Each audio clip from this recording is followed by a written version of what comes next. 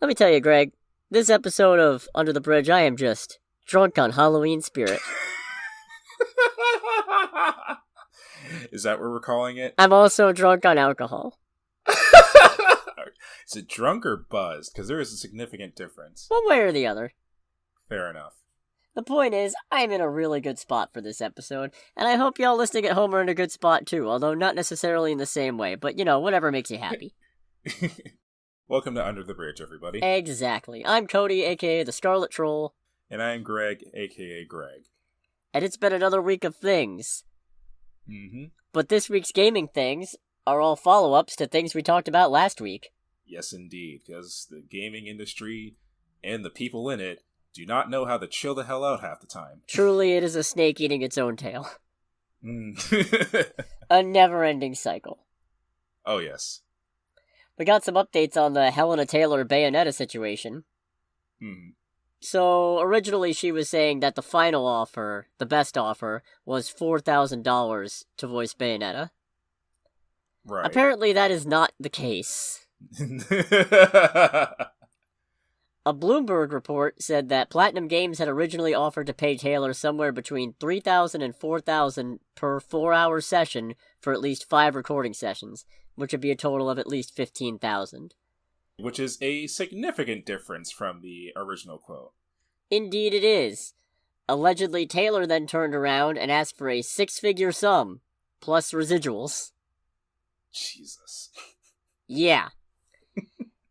Taylor has since responded, saying that the original offer was $10,000, and then she wrote in Japanese to Hideki Kamiya and was offered an extra $5,000, then declined to voice the game, and then they offered a flat fee to voice some lines for $4,000.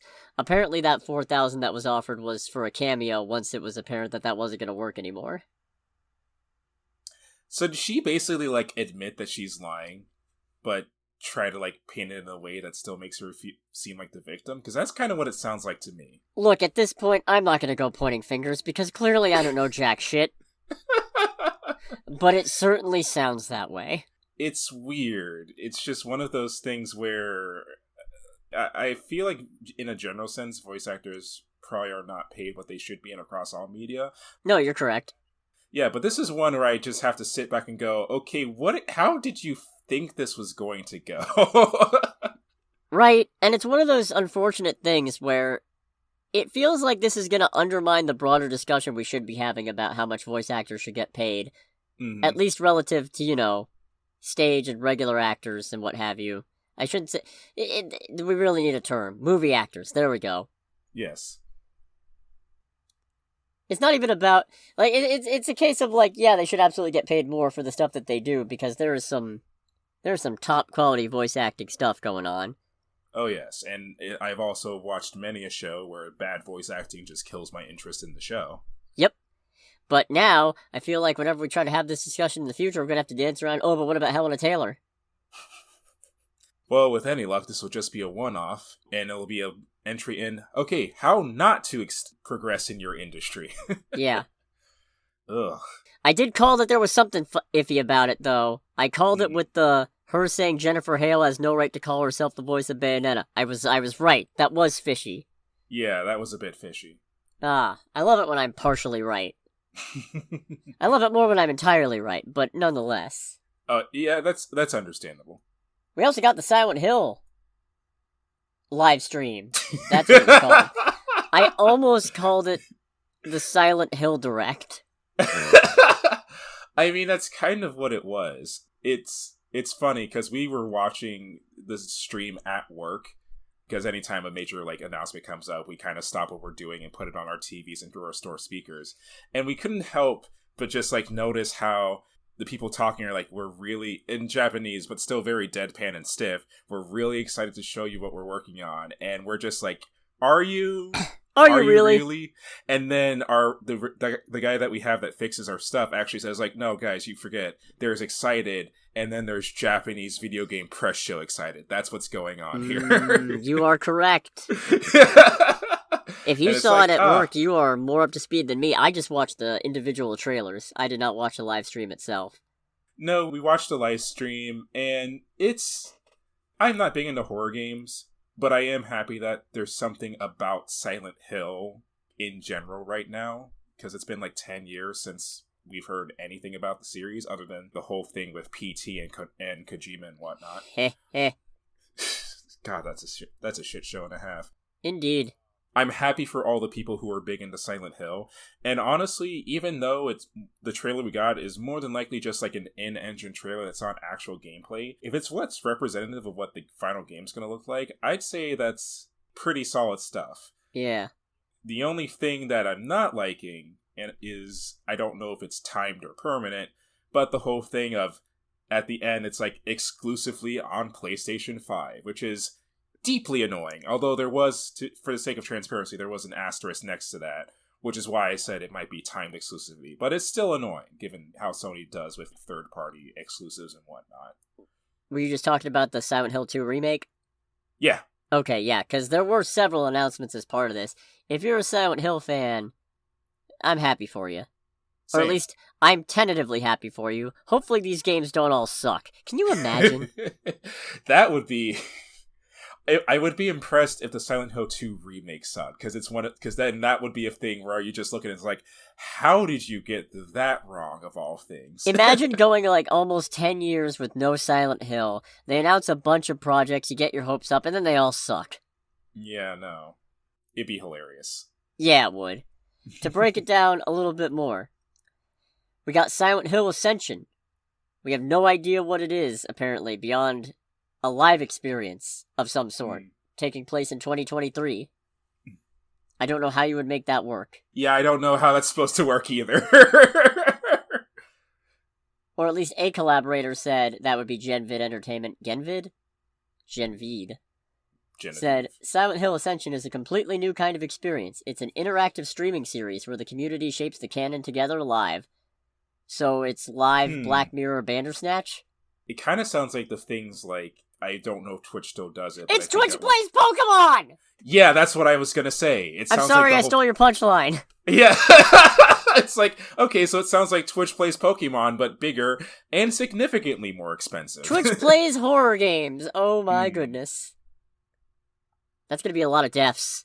That's gonna be a lot of deaths. We also got Silent Hill F announced, which is unusual because it's taking place in Japan. It's taking place in feudal Japan, if I recall correctly. 60s. Oh, never mind then. Yeah. Still, though, odd, but interesting. Very disturbing trailer, too. Yeah, it is a deeply disturbing trailer. Just the imagery and the the artistry is impressive, but very, very unnerving. It's horrifyingly beautiful. Yeah, pretty much, yeah. Like a train wreck painted by Monet. Okay. I say like I have any idea how art works. I appreciate that reference. Very good. At least somebody did. You appreciated it more than I did. Got the actual new entry in the Silent Hill, the location franchise, Silent Hill Townfall. Yeah, so they really didn't say anything about it, just that this is the next main Silent Hill game that's going to be coming out. And that apparently at least one character is there for reasons other than being punished. No idea what that's about. Yeah, I don't either. Unfortunately, this is kind of where it falls apart for me, because even though I'm kind of interested in Silent Hill, I am not in any way remotely familiar with the lore, so... Yeah, me neither, really. As you said before, we got the Silent Hill 2 remake, coming to PS5. And we got another movie announcement. Return to Silent Hill. Directed by director of the original Silent Hill film, Christoph Gans. Yeah, this is an interesting one, because I've never seen... Is there one Silent Hill movie, or two? There are two, and I've seen one of them, and I don't remember which one it was. Okay. I need to watch them both. From what I've gathered from the people who have watched it, they say the general consensus is that the first movie was okay. It was just kind of weird, because apparently it was supposed to be mostly based on, I guess, the first Silent Hill, but it was pulling stuff from Silent Hill 2 or 3, and that was a little bit jarring. Apparently, the upcoming movie is going to be much more of a straight-up retelling of Silent Hill 2's story. Huh. Yeah, so... I mean, it's interesting. It's one of those weird things where I'm always interested in video game movies, but I also know to keep my expectations fairly low. Because it's only recently that they've started being actually decent. Yeah, that's the thing, too. It's like, I can't think of... Granted, haven't seen a lot of them, but I can't think of one that I would actually call good that came from the same IP as a video game. At this point, they're adequate. Yeah. That averages out to a correct statement. I also want to mention that I called the whole thing of a movie as a joke to one of my coworkers.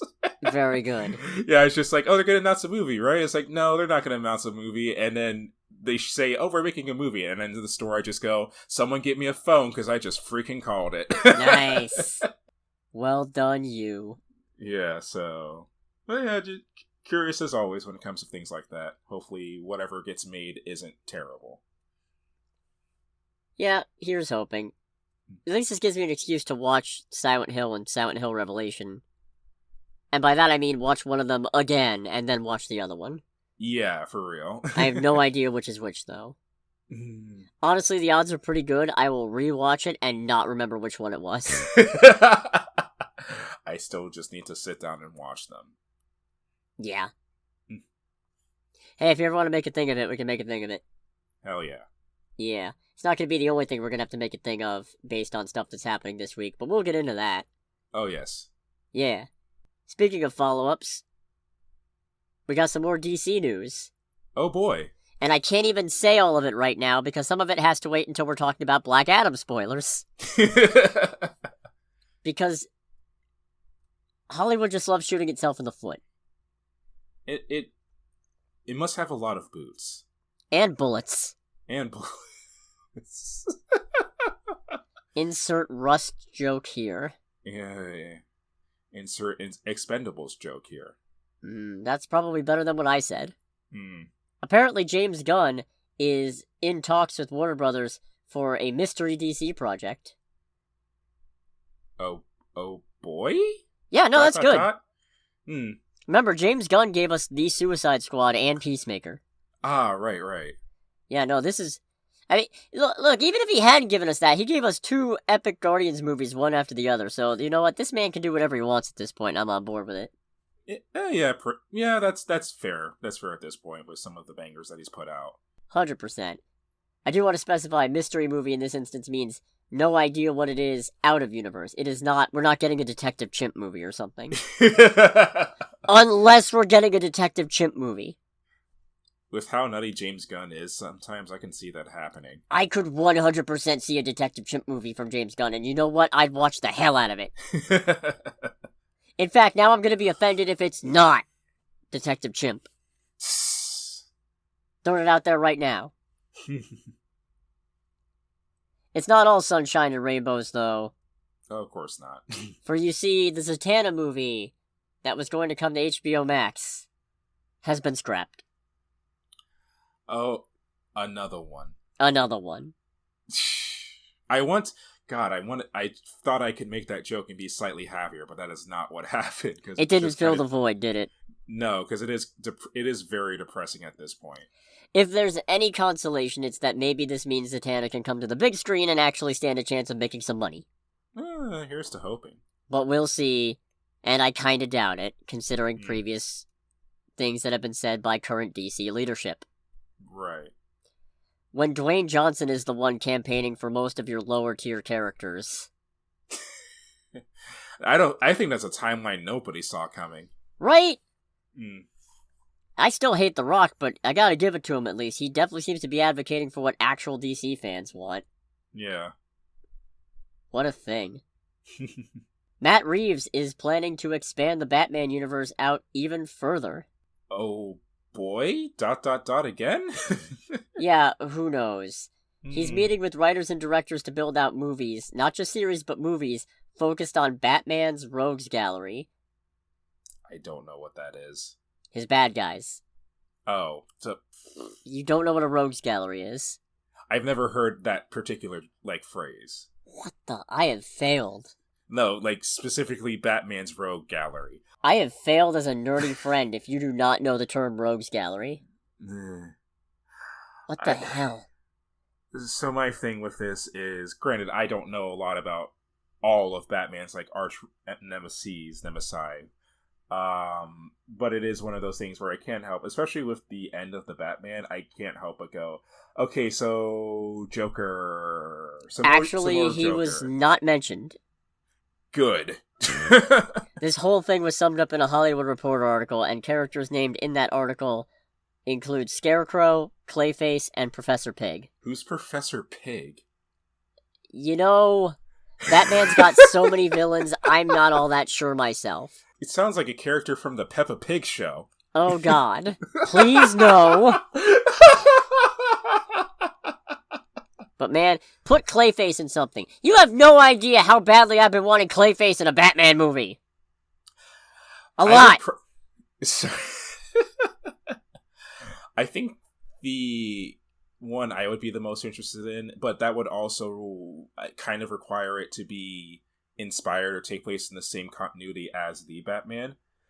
I would be very interested to see them do Scarecrow and how to make him work in a more, for lack of better terming, I guess, like realistic setting. Because one of my favorite things about the Batman was how they made the Riddler.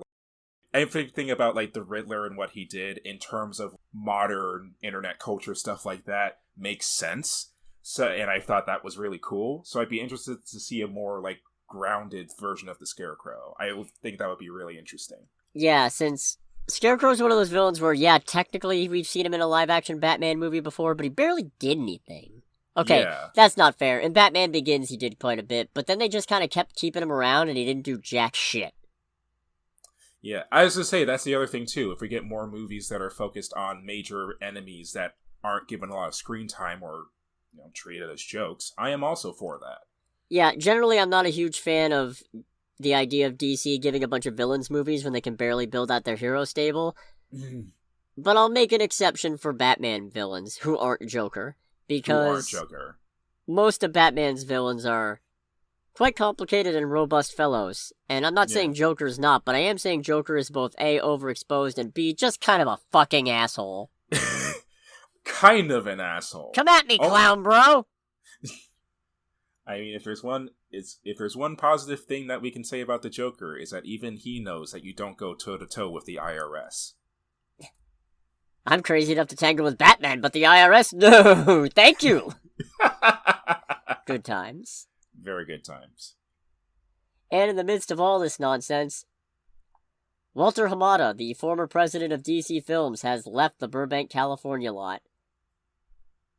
Oh, so what, he moved from California, or...? Oh no, he's leaving Warner Brothers. Oh, he's leaving Warner Brothers altogether. Yeah. Concerning? Very. From the sound of it, he's been basically 1 foot out the door since they canceled Batgirl. I don't blame him. Nah, especially not... The worst part is, a bunch of people, including the fucking Snyder Bros, are like, oh yeah, get rid of him. All hail Zaslav. Fuck Hamada. And it's just... People are jumping on that, and it's just like, bruh, Hamada was only president of DC Films in 2018. Yeah. You know what movies that means he's responsible for? Aquaman. Which, shit movie, but, everybody else seemed to like it, so whatever. Shazam. Genuinely good. Birds of Prey. Fun time. Wonder Woman 84. A disaster, but a lot of complications there. The Suicide Squad. Didn't make shit for money, but to be fair, you released it to HBO Max at the same time and it's R-rated during a pandemic. What the fuck did you think was gonna happen? The guy has been behind some really good shit and also some bad shit, but that's still better than the previous people. Yeah. Who are mostly just responsible for bad shit. So it does suck, and it's very unfortunate, because I was curious to see what could have happened if DC had actually managed to launch a coherent plan without worldwide pandemic derailing shit for a couple of years. Are they still talking about having a 10-year plan or whatever? Yeah. Okay. Good fucking luck. Yeah, I was gonna say, alright, have fun with that. I'd be surprised if they have a 2-year plan. See what they do with the Flash. On top of all this, Warner Brothers is also making more dumb decisions independent of DC. Oh boy, that's our favorite. You ever wanted to own the Lord of the Rings Fellowship of the Ring as an NFT experience? Oh my god. Come on, guys. Let it die, please. Well, they're not. I'm sorry. I imagine that you were gonna go into a whole introduction into it, but like Jesus Christ, let it die. No, that was it. Die. That was just it. They got Ugh. 2 separate editions. The Epic Edition, which they minted 999 copies of for $100 each, and Jesus. 10,000 of the Mystery Edition for $30. NFTs need to die. Yeah, no, this is the weirdest shit I've ever heard. Yeah. These NFT versions of the movie allow buyers to watch the extended version of the film in 4K UHD, along with access to more than 8 hours of special features, hundreds of images, and hidden AR collectibles. The Epic Edition includes navigation menus for 3 film locations, the Shire, Rivendell, and the Mines of Moria, along with location-specific key art. The Epic Edition also includes extra image galleries not in the Mystery Edition. And all I can think is, just put it on fucking disc! I was gonna say, like, this sounds like the kind of stuff that you would include in, like, a super special, like, steelbook version of a movie. Yeah, no, but instead, they're hosting it, I guess, at web3.wb.com, which is just, great, what happens when that domain goes down? Say bye-bye to your chimp art or whatever the fuck it is. Fucking dumb. Ugh. What a stupid fucking experience, and even dumber that people are probably gonna buy it. Yeah, people are absolutely gonna buy into it. This is actually worse than buying a digital copy of the movie. Fucking blockchain films. How does that even... So what, you're saying I have a receipt that says I have this specific digital-only copy of this movie? I don't even have it, I just have a receipt that says so... Ah! You own, like, 1 nanosecond of the movie for $100. No, it's the whole movie. Oh, never mind then. It's the whole movie, it's just in NFT form, which I am probably too tipsy to get into trying to wrap my head around this shit. The long and short of it is that it's really dumb.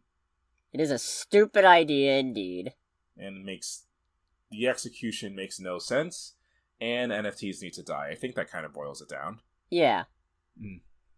I got one more bit of Warner Brothers news, and like all things on this crazy roller coaster of life, we circle back to a good thing.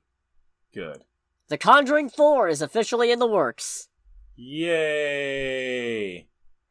From the writer of Aquaman and the Lost Kingdom, which remains to be seen if that's yay or not. It's like, The Conjuring 4 is happening. Enthusiastic, yay! From the writer of Aquaman and the Lost Kingdom. Very tepid, that's a thing! Pretty much. Granted, it's can't really say that about a movie that, I've never seen, but that's, in a very strange way, that's less encouraging, sadly. You remember when they were going to pit that movie up against Avatar and then blinked? Oh god, thank god they blinked, though. That would have been a disaster. And then they were going to send in Shazam to die in its place? Thank god they blinked? What a fucking shit show. Ugh. But yeah, no, The Conjuring is probably one of my favorite horror franchises. Obviously, not every movie in it is good, but most of them are, to some extent, entertaining. Even the bad ones. Even Annabelle had at least one good moment in it. That reminds me, I still need to watch Annabelle Comes Home. I've never seen that one. I just need to make sure, because it's been so long I've seen them. Annabelle is the one where it's the doll. Like Oh, it's the doll. Okay, it's the doll. What'd you think it was? I was thinking of the one where it's like the origin story of the serial killer girl and how she gets possessed. Where she's like in a wheelchair and all that. No, that's Annabelle. Oh, that is Annabelle? Oh, okay. Yeah. Because I was going to say, my thing with Annabelle that I still hold on to this day was kind of a turn in the movie where I went from like actually being scared to being like, can someone just stomp on this fucking demon for not leaving this girl alone? Yeah, no, okay, so Annabelle was how the Warrens got the doll. Annabelle Creation was how the doll came to be possessed. And I'm not sure about Annabelle Comes Home, because again, I haven't seen it, but I think it's more like a general Conjuring movie that just happens to have Annabelle as the spearheading issue. Right. I don't know, though. I'll have to find out when I see it. Point is, though, new Conjuring movie. Get Conjuring, baby! Here's hoping it's better than 3! Maybe I'd like 3 better when I watch it at home, but I doubt it. Buzzed? Maybe, I don't know. Yo, plenty of horror movies are better when you're buzzed. Fair. Let's move away from Warner Brothers' various decisions, stupid and otherwise, to Netflix's chief content officer saying a stupid thing. Oh boy, what stupid thing did he say?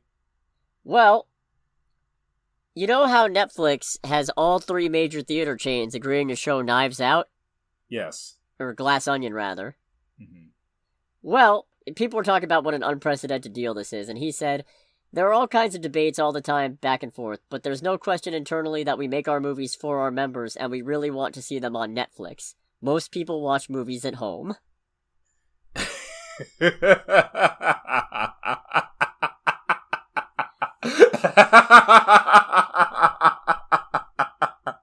That's not like me acting. That is genuine laughter. No, it's so really funny.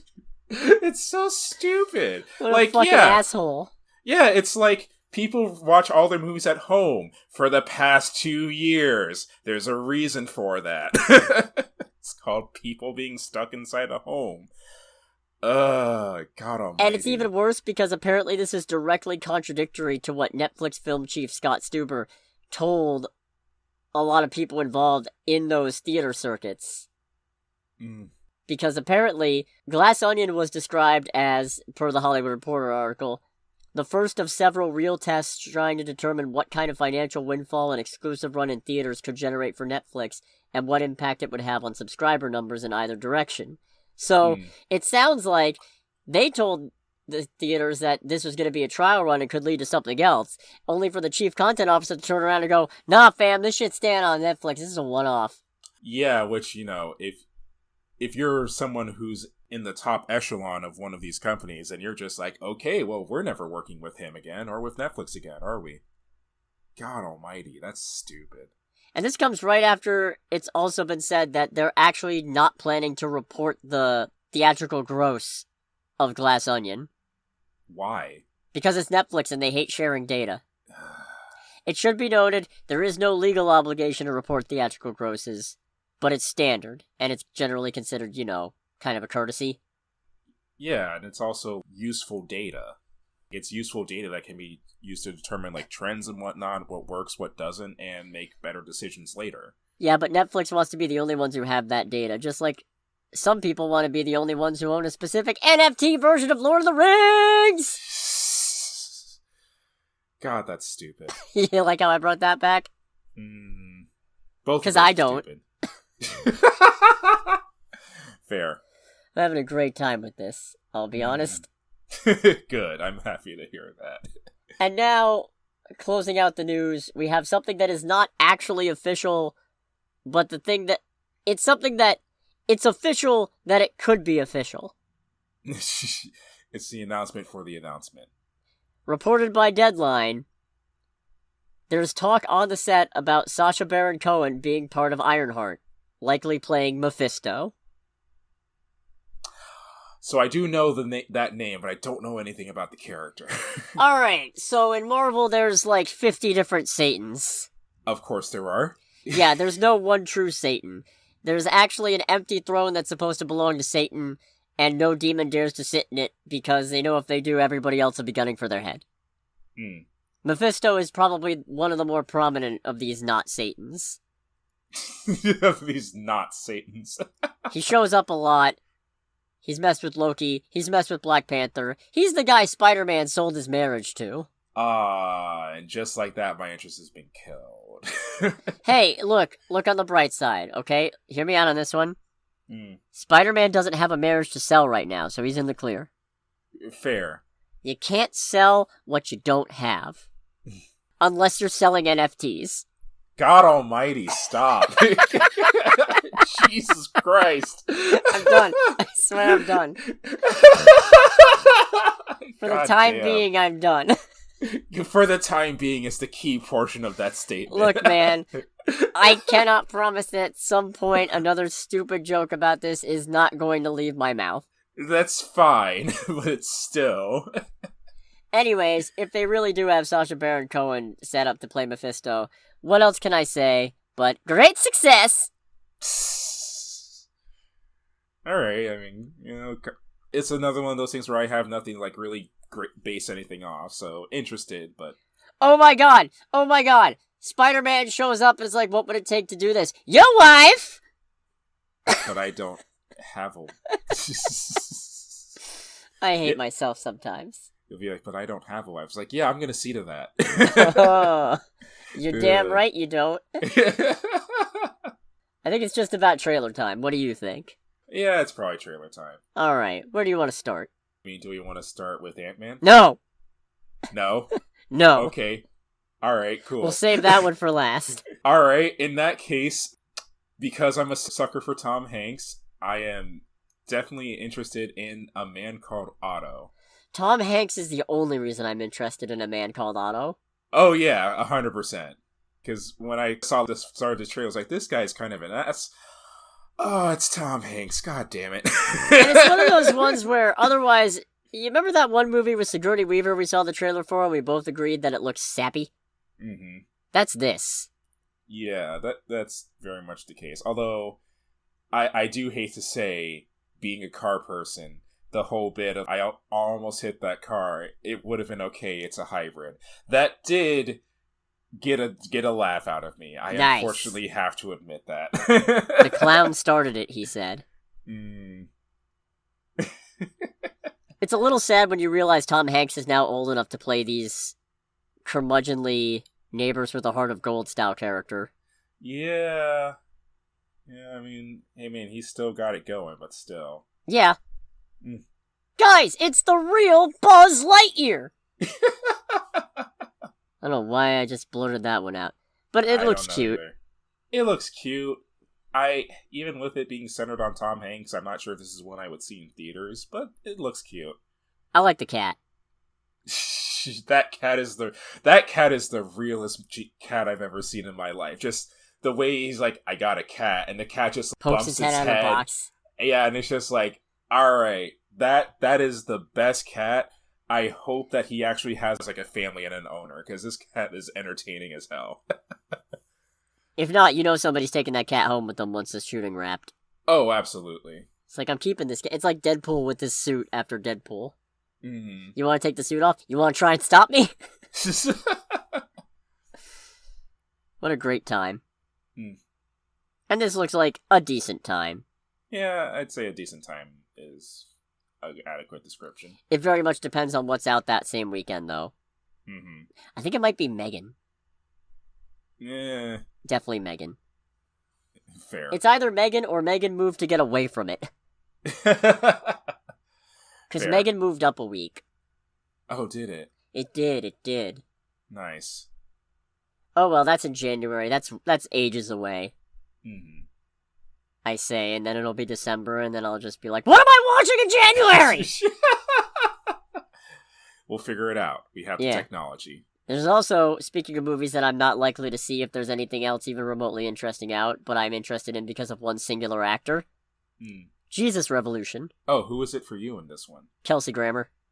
Ah, fair enough. I know he's apparently an asshole. I still like Frasier, okay?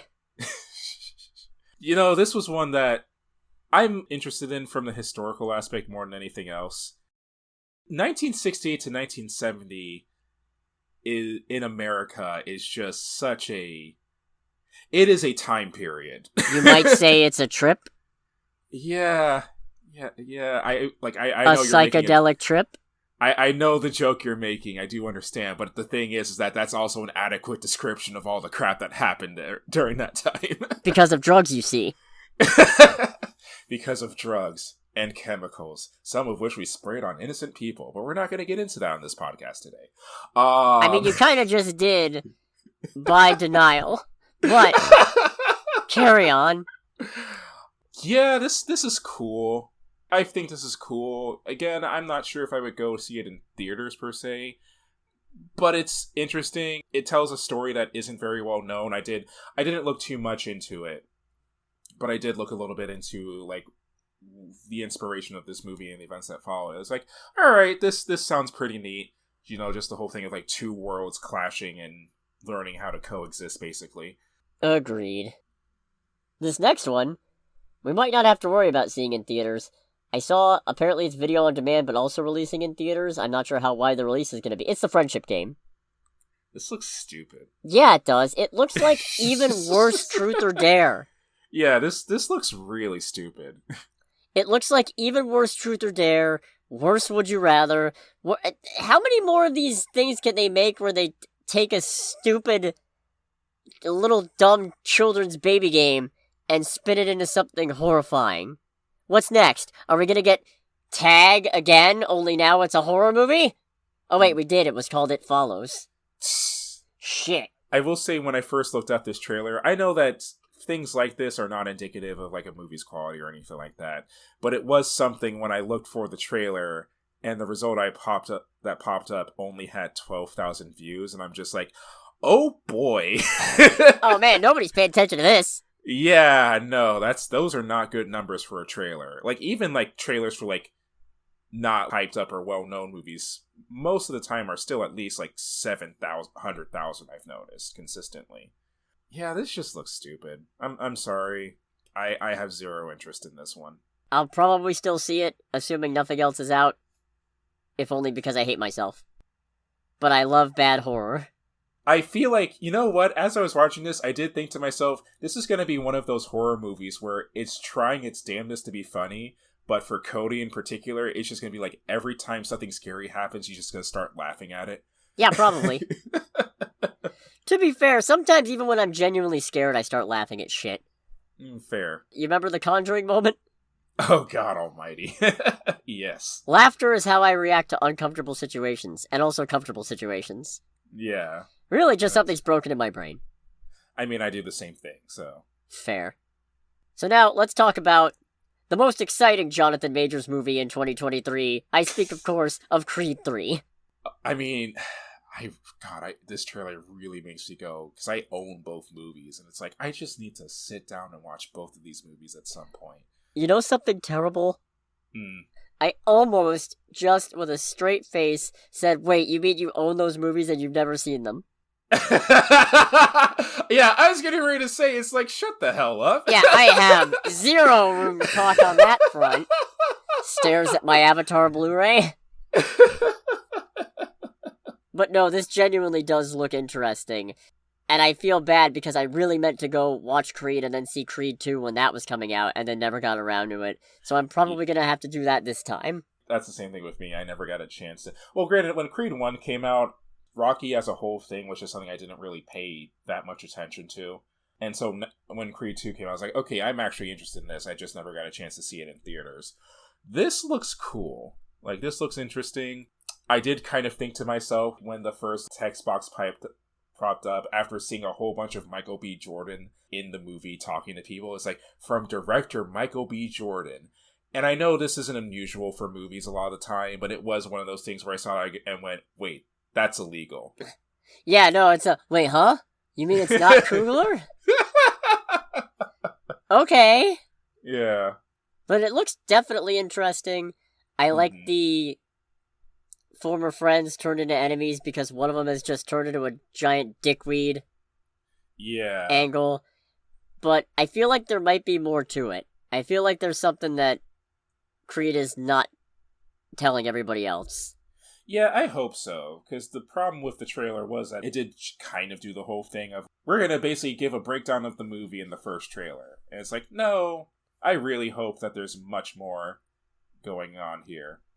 I mean, there's boxing in it. I don't know how much more there is to give us on that. But I do feel like there's probably a big plot secret coming, and it's going to have something to do with it is somehow Michael B. Jordan's fault that Jonathan Majors ended up in jail. Probably. And he is afraid of that getting out or some such. But then you have to face your past or whatever it is. / maybe it wasn't really his fault, but he feels guilty about it, a la Simba killing Mufasa, which didn't actually happen, but he was convinced that it did. I don't know why I went right to the Lion King for this, but... That's a bit of a reference and a half. Yeah, no, that was a jump. boxing movie? Why? Now I'm just imagining Simba with boxing gloves, and it's the most cursed thing I can... Oh, that looks wrong. He's wearing blue. He's wearing the blue boxer shorts too. He's just Jesus standing Christ. up. He's just standing upright, just like, come on, put up your dukes. But he's still voiced by Matthew Broderick. What the hell are you drinking tonight? Bacardi. Okay, there it is. Yeah, that was quite good. The bottle is spoopy and Halloweeny. Oh, hey. Oh, that actually does sound kind of cool. Yeah, as far as I know, the Bacardi itself is normal, but the bottle is pretty sick. Neat. Anyways, let's move on to the main event. Ant-Man and the Wasp: Quantumania dropped its trailer today, as of recording. The logo's so fucking stupid. Yeah, that was not a great logo, and I'm very surprised that that's what you're hung up on, though. I mean, it's one of those things where it's like, I know that relatively speaking, it means very little, but it just bugs the hell out of me. Ha! Bug. Ant-Man movie. Joke. Spider-Man! It's one of those, like, it's like such a nonsensical point. I know, but it just bothers me a lot. Besides that, definitely looks interesting. Those sets are wild. The sets are very wild. And very heavily CG. What's Scott's daughter's name again? Cassie?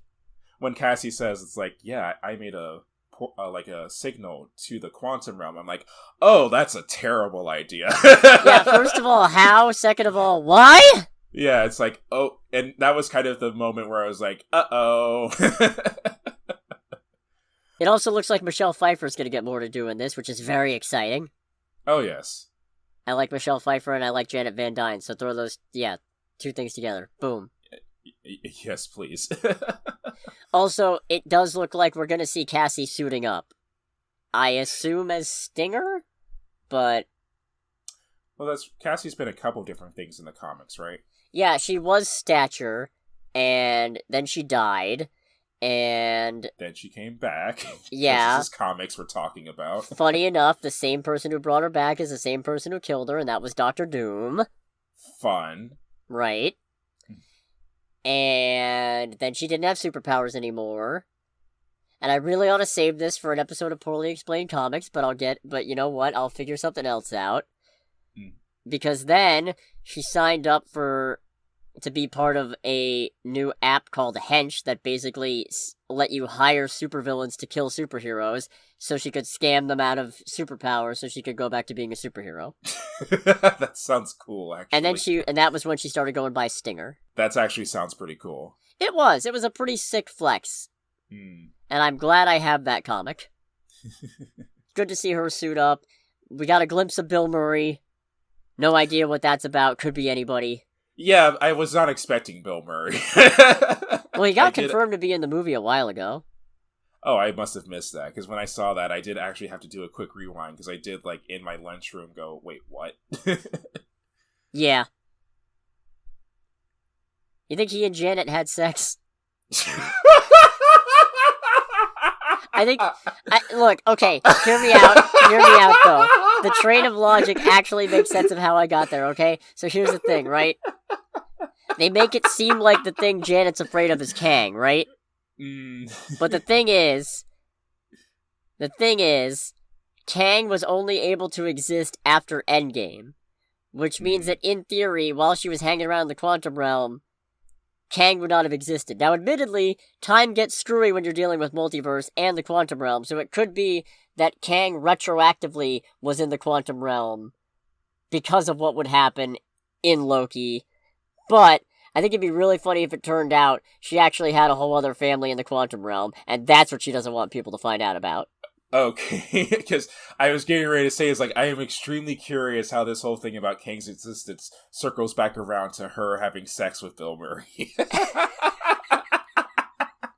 Yeah, no, there was in fact a very weak chain of logic. I just jumped a couple steps. That's fair. I mean, I've definitely done that multiple times on this podcast, so I cannot talk. And speaking of Kang, let's talk about the man, the myth, the legend himself. Jonathan Majors, ladies and gentlemen, is Kang the Conqueror! Which you would know if you saw all of Loki. Well, no, there he was just He Who Remains. Oh, true. That's true. Yeah. No, that was a huge thing, because the thing was, they'd already confirmed before Loki came out that Jonathan Majors was going to be playing Kang the Conqueror in Ant-Man 3, but nobody really expected him in Loki until the concept of the Timekeepers came up, and then everybody was like, secretly Kang? But then after, Mephisto wasn't actually in WandaVision, everybody was like, it's probably not Kang. But then it was Kang! Or at least it was Proto-Kang! Or I guess technically the final Kang, who then allowed the other Kangs to spring forth. This is confusing. So where's closed beta Kang, then? This might be him, hiding out in the microverse. The quantum realm. That's the one. You can't call it the microverse anymore. Hasbro owns the rights to that. Wait, really? Yeah, so the microverse was supposed to be the realm of the Micronauts. And that was made in agreement with Marvel publishing the comics, and then Marvel lost the rights to that, and Hasbro decided, we're going to make a Micronauts movie at some point, probably, so we're not going to renew that license, or something. I'm mixing up the details and such, but the point is, you can't call it the Microverse. Hasbro owns that. Yeah, okay, fair. They also own Bug, which is why he can't be in any of the Guardians of the Galaxy movies. Oh, that's unfortunate. Yeah. And Rom Space Knight. I don't know what that is. Yeah, it's a thing. I like how it's like, I don't know what that is. Like, yeah. It's like, no explanation needed. Nothing else to add. What do you think is happening in that scene where it looks like Ant-Man is unraveling and his head flew off? I think he found, like, the quantum PCP. I see. I thought it might be Kang fuckery, but... Well, that too. More than likely that too, because this is Marvel we're talking about. But still, and it does sound like we're still going to have some kind of heist, which is very exciting. I like the first Ant-Man better than the second, specifically because the first had that heist movie atmosphere, and ooh, I love me a good heist. Yeah, that was very fun. That was a very fun aspect of it all. I guess the thing is, for all of this, is that I'm very curious to see how this movie is going to fit in with the whole of the DC... Or not DCU, god damn it. With the Marvel... No. Shush. With the MCU. Because, I don't know, I feel like even though it's hard to, like... You don't know exactly how it's going to work until you see the movie, I feel like there's always been kind of a feeling as to, like, where things mesh in. This one I have a hard time pinning down, and honestly that makes me more excited for it, because I'm kind of curious to see what this does and how much or little it fucks up the rest of the continuity and universe. I have a guess. And the guess is that Kang is somehow trapped in the quantum realm the same way that Scott was for a bit, and the same way that Janet was, because the other inhabitants of the quantum realm have stolen some component from his ship, and that's what he needs Scott to get back. And the dilemma there is, he's going to be basically press-ganging Scott into helping him retrieve this thing so he can get out of the quantum realm and continue his campaign of multiversal conquest. And that's actually going to be interesting, because it's not like anyone... I imagine no one knows who Kang is at this point. No, only Loki knew. And even he didn't know he was Kang, I don't think. It's either that, or Kang needs Ant-Man to steal back his blockchain receipts for his Lord of the Rings NFTs. Jesus Christ. Okay, I swear to God, that's the actual last one. Jesus, okay. No more. If it sounds like I'm going into an NFT joke again, feel free to tell me to shut up. Should we move to box office? Or yeah, let's move to this weekend's box office before I feel tempted to make another one of those jokes. So to answer the question, did we see this weekend's highest grossing domestic movie at the box office? Yes, we did! To the surprise of nobody. It was Black Adam, which took in $67 million domestically this weekend for its domestic total, and $209.9 million worldwide. That is against a $195 million budget, though. So this movie is going to need some legs if it's going to actually turn a profit. Because bear in mind, that does mean it has to make probably somewhere in the neighborhood of 300 to over that in order to start making money. Okay. Second place, you're not going to believe this shit. Okay. It was Ticket to Paradise. Really? Yeah, I bet you thought I was gonna say Top Gun Maverick, didn't you? No, I was honestly hoping you were going to say Amsterdam. No, Amsterdam's not even on this list. Oh, no. Didn't even break the top 5. Yeah, no. Damn. No, Ticket to Paradise took in $16.5 million domestically this weekend for a $97 million worldwide total. That is against the $60 million budget, so that one's also going to need some legs to start turning a profit because it's still not quite there yet. Mm-hmm. If we assume double the budget for box office. Third place, Smile, which took in $8.4 million domestically for an $84.4 million domestic total and $167 million worldwide. That's against a $17 million budget, so they're probably very happy with that. Yeah, I would imagine so. They're kind of rolling in it, relatively speaking. Mm. Fourth place, Halloween Ends at $8 million domestically for a $54.1 million domestic total and $82.3 million worldwide. That's against a $33 million budget, so they are pulling in some money. We'll see what happens the rest of the way. Probably would have helped if you hadn't put it on Peacock day and date. Yeah. Because I doubt that somehow got you a ton more Peacock subscribers. Mm. And in fifth place, I can't believe I'm saying it, Lyle Crocodile. At $4.2 million domestically for a $28.7 million domestic total and $37.1 million worldwide. Would you like to guess what the budget for this movie was? 10 mil. Yeah, they fucking wish. Oh, God, what It was it? $50 million. Oh, Jesus. Ugh. Hey, Shawn Mendes is not cheap.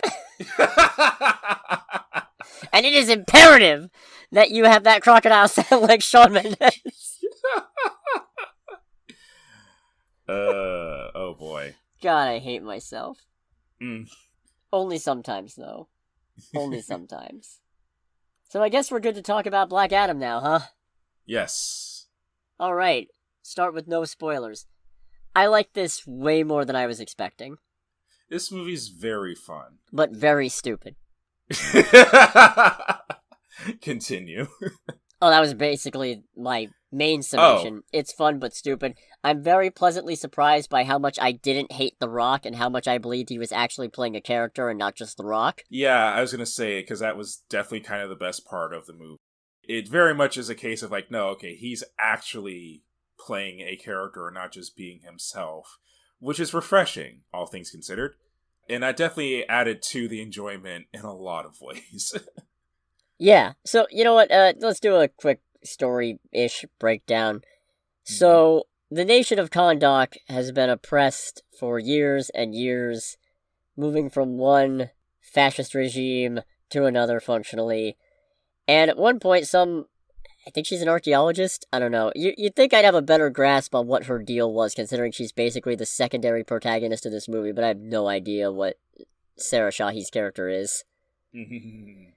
Point is, finds a dangerous artifact that they're supposed to keep away from the bad guys. Bad guys find them. She ends up freeing Black Adam, who is apparently an ancient champion of Kahndaq, who was empowered by wizards and then disappeared. He is very much not about doing the whole hero thing anymore, though. And a bunch of superheroes come in to try to stop him because apparently it is very dangerous that he is killing very bad people or something. And shit goes sideways. Yeah, it goes sideways quite a bit.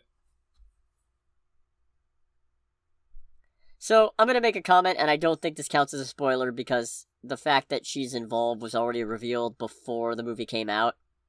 Mm-hmm. Waller did not need to be in this movie. No, she didn't. And in a certain... Ugh. I want to expand on that, but I don't know if it'd be spoiling anything. No, I don't think so. In fact, you know what? I'll go so far as to say the movie and the JSA in particular are made actively worse by Waller's presence in it. Which is amazing because she's in the movie for, like, a cumulative, 15, 20 seconds. Right. But it's... Actually, I think it might have been shown in a trailer that she was in the movie, come to think of it. Anyways, the point is, it would already be bad enough... The JSA would already look bad enough if they were just swinging in to bring in Black Adam just because he's dangerous under their own initiative.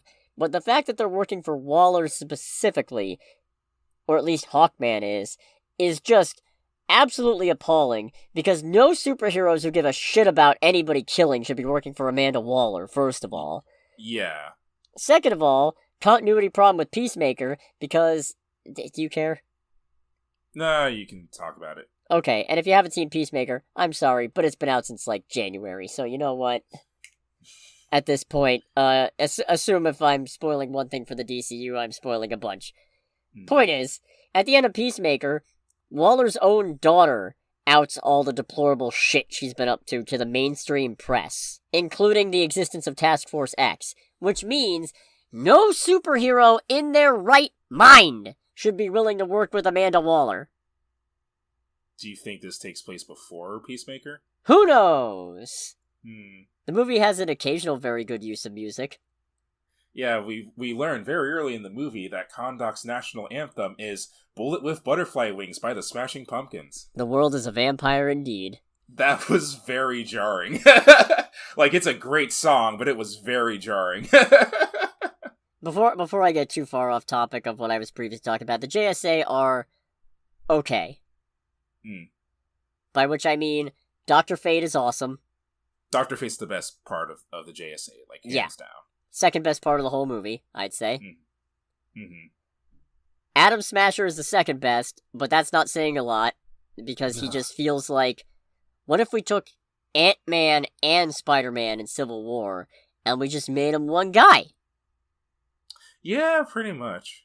He's better than Barry Allen's attempt to do the same thing, but that's not saying a lot, because Barry Allen in these movies is utter garbage. Also a poorly written character. Hey-oh! Cyclone is there. Yeah. And Hawkman actively makes everything worse every time he's in a scene. Yeah, I mean, I think that kind of boils it down. In particular with Cyclone, I feel like that she was just there just to make, pretty slow-mo scenes, because there's a lot of those. It feels like because I'm not familiar with DC Comics, but I know that the JSA is supposed to be a pretty big deal. It oddly feels like that they're not utilized enough, I guess. Hey, you know what you should do after this? You should go watch my episode of Poorly Explained Comics on the Justice Society of America. Now live! I will. Very good! But no, the JSA are basically nowadays at least, they're the OG generation of superheroes. They're the first superhero team ever made. Oh, okay. Yeah. So they're kind of the Golden Age throwback style heroes. And the JSA having a problem with superheroes killing almost works. Except for the fact that... Not just that, except for the fact that literally nobody else in the DCEU has had a problem with this, except maybe Shazam, and even then, I don't know if Shazam has a problem with killing, just so much as... Yeah. I mean, I guess he does, because he let Sivana live, but... I mean, I feel like his problem with killing is centered around him being, 14 years old. Yeah, him being a teenager makes it work better. Yeah. But when the JSA are just heroes don't kill, and all I can think of is just Superman snapping Zod's neck, Superman flying that one dictator through a wall, and then we never see him again, implying that he killed him, Batman murdering all those guys, and Batman v Superman Dawn of Justice, and don't at me, they're fucking dead. He blew up one guy with a flamethrower, for crying out loud. Wonder Woman just does not, straight up does not care about murdering people. Aquaman don't give a shit about murdering people. So... Who is that for? What an absolute condemnation of your top tier heroes. You can tell they wrote that part before literally anything else. Yeah, probably. And I mean before anything else in the DCEU came out, because remember, this has been in development for 12, 15 years. Yeah, it's this movie has been in development hell for a staggeringly long time. Good God. I feel like we should probably get into spoiler stuff. Probably. Oh, one other non-spoiler thing, the camera work on this is, in some places, excessively shoddy. Yeah, there's a good number of moments of, shoddy camera, and even kind of, shoddy CGI, or whatever it's supposed to be, because there's definitely a couple moments where... There's one particular moment where it looks so bad it genuinely looks horrifying, There's a major scene in the movie where, because of how everything is set up, it reminded me of the Weeping Angels episode from Doctor Who. Goodness gracious. Yeah, and that's not exactly something I want to be reminded of. Yeah. Yeah, overall, it's a decent movie. It's almost good. Mm-hmm. The action is pretty sick in places. The Rock does bring a lot of presence and character to it. The banter's pretty good. Story is kind of shit, but The banter is surprisingly good. Like, I will definitely, like, add on to that as well. And it's actually weirdly kind of refreshing to see a hero in the DC universe who, and I say hero lightly because I'm also not a big fan of trying to turn Black Adam into a superhero. He is not a superhero. He is a villain with some semblance of a moral code. There is a difference. Swear to God, if this leads to a Deathstroke movie because all of a sudden they decide villain pieces are the way to go, I'm gonna fucking strangle somebody. But it's kind of refreshing to have a movie with a main character who can go around killing all these... It's like the Suicide Squad. Like, yeah, it doesn't bother you as much to watch this happen because it's not like, oh no, this is a betrayal of the character. No, Black Adam does this shit all the time. Yeah, Black Adam is not a good person at all. So that being said, I think it's definitely worth checking out once. Mm-hmm. After that, I guess we'll just have to see where they're going with this, because there's some interesting setups, but some are also deeply frustrating. Which I imagine we are about to get into. Yeah, so if you don't want any spoilers beyond what was in advertising for Black Adam, make sure to tune out in 3, 2, 1, spoiler time. How fucking dare they kill off Dr. Fate? He's the second best thing in the fucking movie. And you deprive us of a Pierce Brosnan Dr. Fate spin-off. How very much dare you?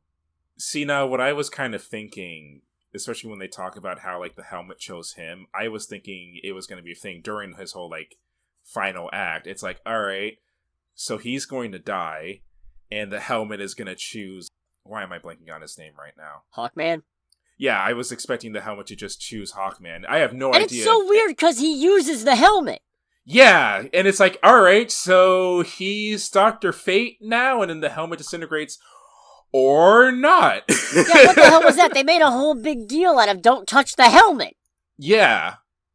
That was very strange. And it's actually kind of disappointing, because I feel like a lot of movies don't do that kind of thing. For reasons I don't know why. I don't know if it's a thing of, like, they're afraid of, like, one character suddenly becoming a better version. I mean, not that this would have happened, but a better version or more interesting version of the character that they just borrowed, like, Kirby'd their powers from.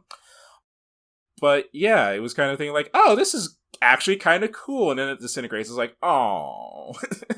Yeah, that was disappointing. What else do I have that I can say about this movie that is a spoiler before we get to the big one that leads into more news? I guess for me to kind of expand on my whole comparison to Weeping Angels, because we were talking about the camera work, the scene that I'm referencing is the one where, I forget the antagonist's name, but it's the whole thing where he's basically setting himself up to get killed. And it's all of the slow-mo of Black Adam trying to catch the bullet before it hits the sun. Oh, yeah, Ishmael's bullshit.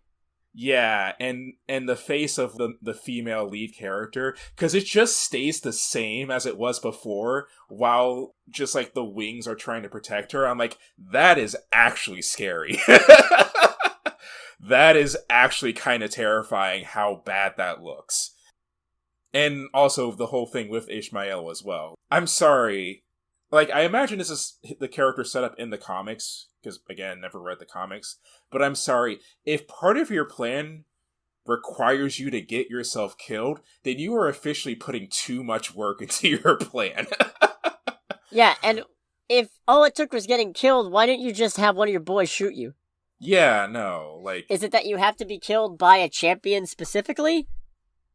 Yeah, which doesn't make any sense to me, because it's established that he is the last one in the line of succession with his family back to the old days of Kandar. So it's like, okay, so you should have an invitation automatically by family decree, basically. I don't get why you have to get yourself killed, go to hell, and hope and pray that the demons in hell who greet you just look at you like, all right, this is our guy. If we don't do that, you don't have a dumb creative twist where it's like, oh no, the crown was supposed to be upside down because somehow that reverses the message. Which... Even though that's not how upside down versus mirrored works. That was... And even if it was, then you would get, what was it, life leads to death or something? Yeah. Then it would have been death 2 leads life.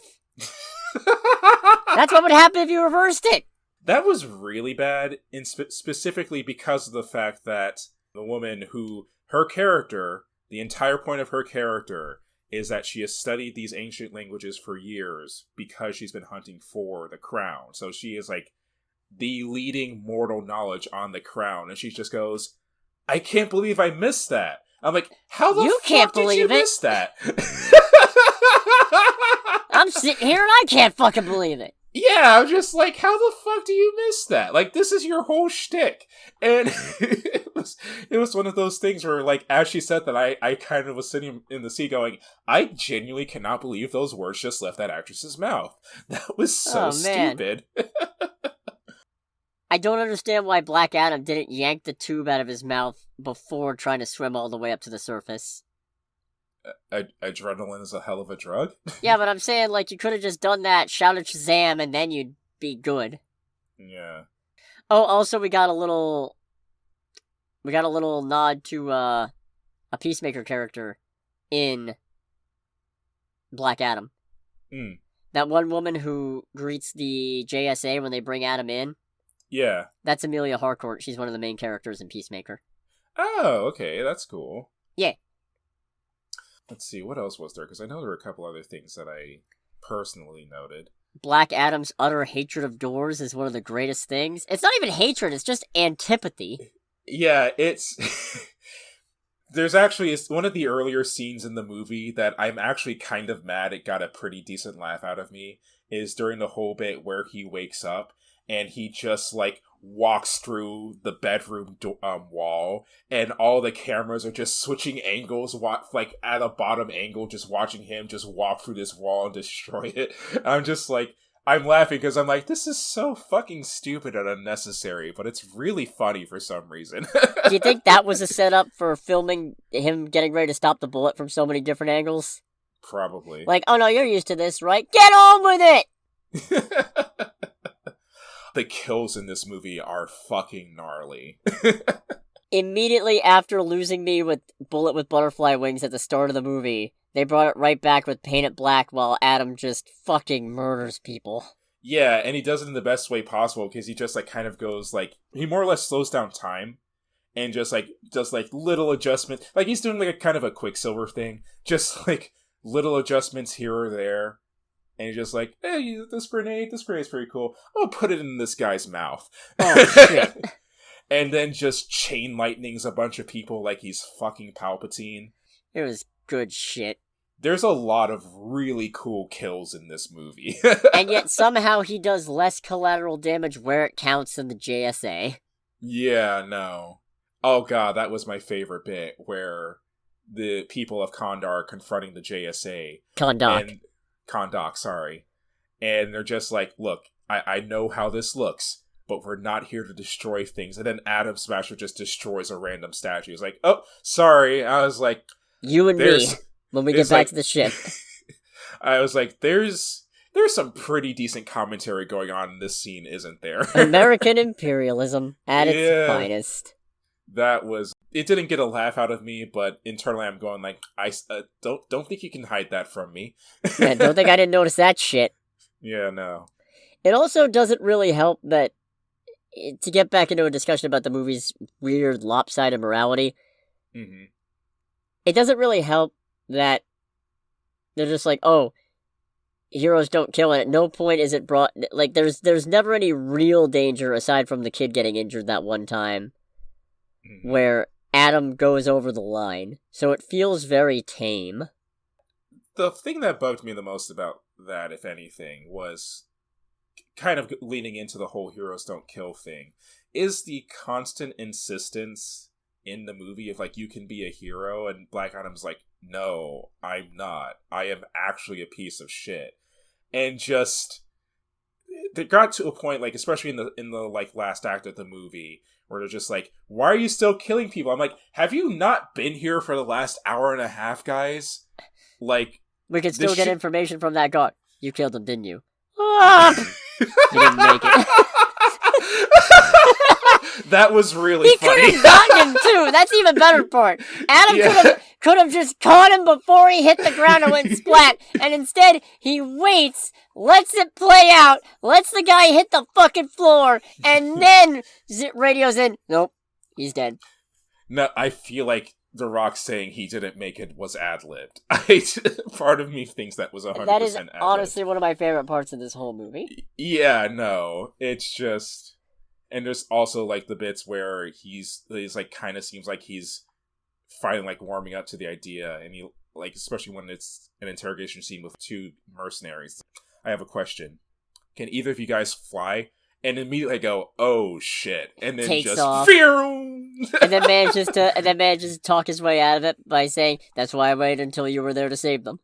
Yeah. They were never in any danger." It's like, oh, you sly son of a bitch. Yeah, I'm just like, he's out of line, but he's correct. Okay, also, there's a quote-unquote twist in this movie that, admittedly, I already knew about because I'm familiar with the comics to an extent. Mm-hmm. But even if I hadn't been, it still wouldn't have been a twist because the trailers fucking spoiled it anyway. And it's that the whole movie, they seemingly want you to think that Adam is the first champion who's become more cynical and bitter or something. Mm-hmm. And then it turns out, near the end, oh no, that was his son who ended up accidentally sacrificing himself to save his dad and got killed for it. And his dad ended up becoming who we know as Black Adam.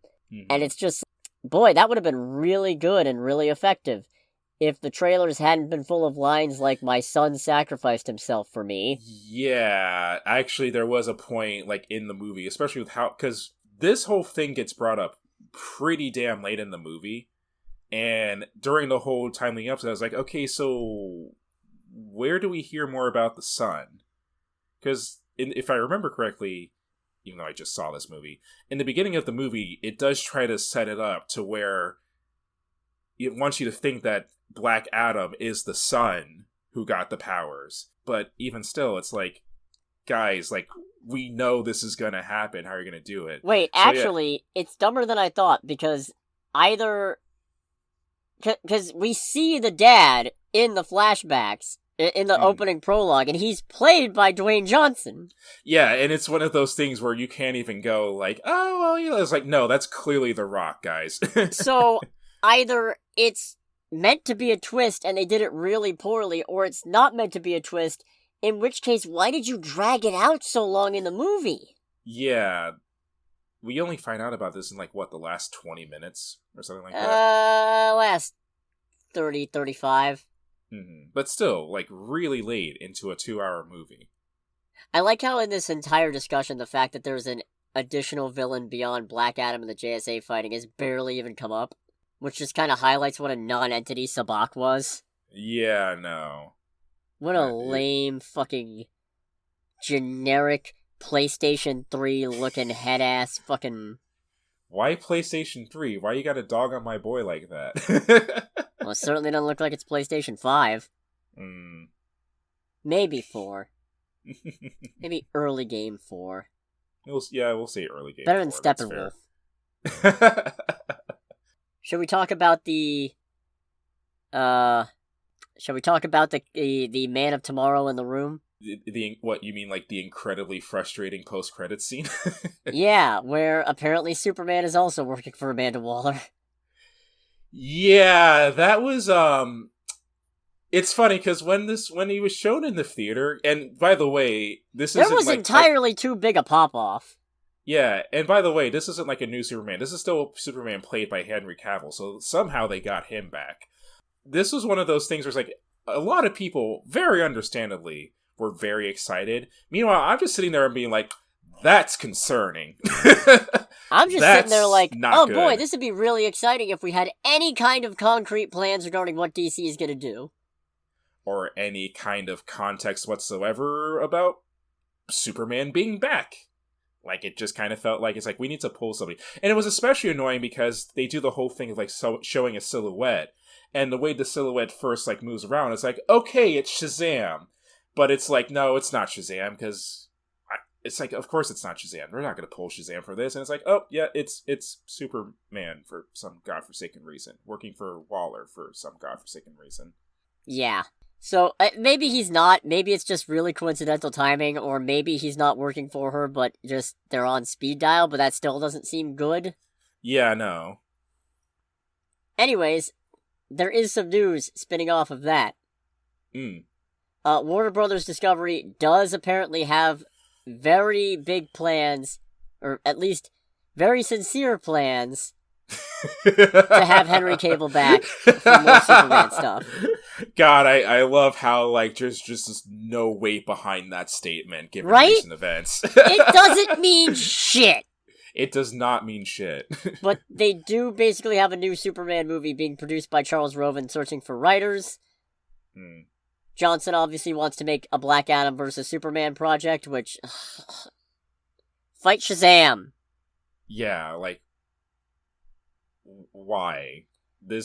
I can respect the desire to have, like, oddball setups and whatnot, because it's different and that can make the idea or the movie more interesting to a wider audience. But this is just one of those things where it's like, no, like... Because, correct me if I'm wrong, not Shazam... Black Adam and Superman screw up, like, maybe a handful of times at this point. Yeah, and I mean, it's vaguely interesting in the sense of Black Adam is basically Superman, but magic, ergo he can hurt Superman, ergo it's a more even fight than most of these kind of slug downs, and also it makes more sense than having Shazam fight Superman, because that's some contrived bullshit. But it's also the case of, again... It's like making a Superman movie where he fights Sinestro. Just, no. Sinestro is Green Lantern. Have him fight Green Lantern. If I want to see Superman fight somebody, I want it to be a Superman bad guy, like Parasite, or Brainiac, or Mixes Pitlick. What was that last one? I'm sorry? Mixes Pitlick? Mixes Pitlick? Yeah, I think that's how you pronounce it. Anyway, he's a fifth-dimensional imp. Okay. I'm surprised you didn't know about him. Moving on. Hell, I'll take Metallo at this point. Just a giant robot with a kryptonite heart. Give it to me. It's a shame, because it's one of those things where... Because I am one of the weird people who did... Like, I fully acknowledge it's not good, but I am one of the weird people who did, like, actually enjoy seeing Man of Steel. It's one of those things where it's like, I feel like I should be, like, really excited for this, and I am not at all. Yeah, welcome to how I felt after the post-credit scenes in Love and Thunder. Because this is a case of, I want to be excited, but I'm definitely afraid that this means they're pivoting back towards Snyder stuff. Well, I was going to say, with the whole, like, Love and Thunder thing, I think I share some of the blame on that disappointment. Oh, boy. I don't know, I guess it's one of those things where we'll see what happens.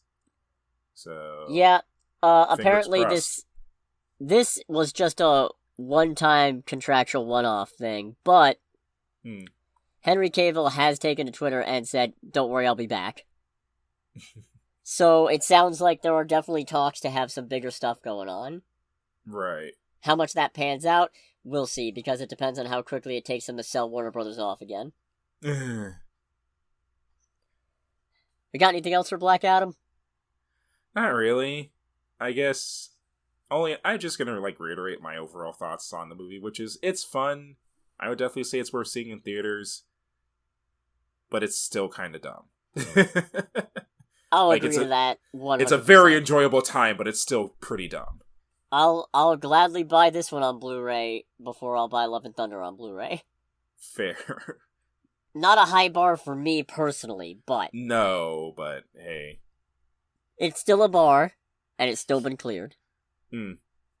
So with that being said, next week is gonna be a little iffy. Because this upcoming weekend, our schedules are full with many Halloween-y style events. Not the least of which being, It Came From Under the Bridge, this Friday, October 28th at Unlimited Video Games. So if you're in the area and you feel like watching a couple of horror movies back-to-back, make sure to stop on by. And of course, there's also Spooktoberfest at Unlimited Video Games, which is the 29th. What are the hours for that? Runs from 4 to 10 o'clock, I believe. Very good. And then the 30th, there is Trunk or Treat with Drift International. Yes. Which is 2 to 5, I think? Yeah, that one's 2 to 5. Expect some candy, some decorations, and some pretty neat cars.